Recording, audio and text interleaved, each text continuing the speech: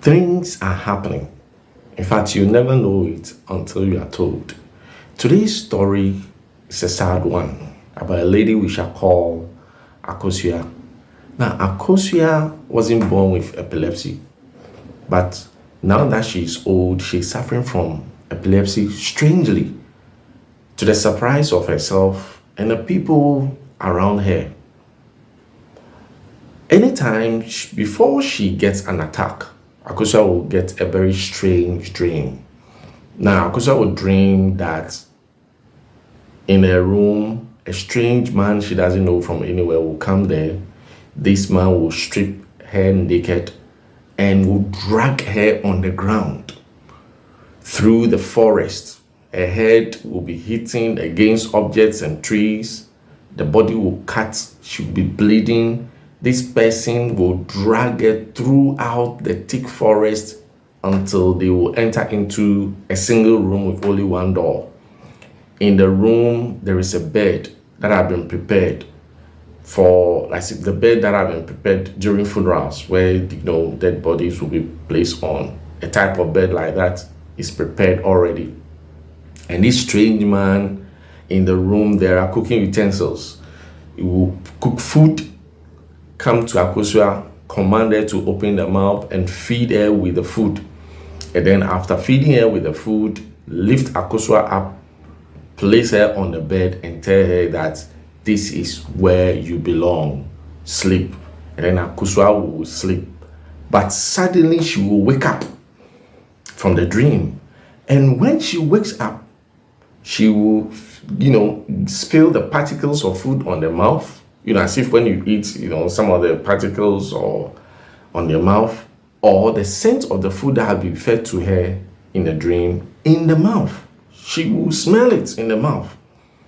And this is very strange because that day that she will get that, strange dream, that day she will get an attack. Unless she doesn't step out. But once she steps out into people, she will get an attack. She will convulse, fall down, epileptic attack. And this thing had been happening for almost 2 years. She wasn't born with it. And she has gone to prayers. She has done everything that she could, to get this thing off her. But she wasn't able to. Nothing seemed to work, and she's even tired, depressed. So she consulted, she has consulted a lot of people, but she consulted this man of God called Pastor Prince. In fact, Pastor Prince is doing so well with the kinds of stories and people. And through consultation, it was revealed through Pastor Prince that Akosua had a sister who passed on when she was in school. So she was called to come and attend to the sister, even though she passed on. So when she got there, they took the sister to the hospital and, later to the mortuary. And she took possession of the sister's everything, including her phone. In fact, she kept the phone so that any friend that calls, she will tell the friend that, look, your friend, my sister, has passed on. And that was what she claimed she was doing until a guy started chatting with her. Apparently, the guy was a friend to Akosua's sister. And the issue of pregnancy came in. And Akosua told this guy that my sister is pregnant. And if you don't want any problem, you have to get it aborted. In the long and short of it is that Akosua started blackmailing this guy he doesn't know. Because the guy doesn't know that Akosua's sister was dead. So Akosua was using her dead sister to blackmail this guy. So initially he told her, look, we have to abort this pregnancy, else it will be an issue. So the guy sent 20,000 cedis to Akosua. She pocketed it and went and filmed her sister's dead body. Later on, she forwarded this film to the guy and told the guy that, look, in the course of abortion, my sister died. And look, if the family members get to know that this is what happened, it will be a very serious problem for you. So bring some more money so that we can settle it out. So she started extorting money from this guy she doesn't know, blackmailing this guy with the death of the sister. Now, unfortunately, this guy was also a hustler. He was struggling to get the money, and it turned out that in one of his journeys to get the money, to selling things to get the money, he had an accident. This guy had an accident, and he also died.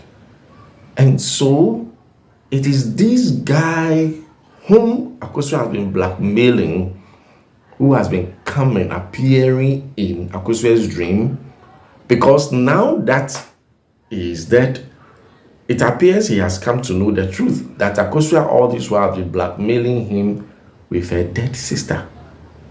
And it is this guy who has been coming to the dream of Akosua, dragging her on the ground, hitting her against stones and trees, into that single room, cooking for her, and then placing her on the bed for funerals.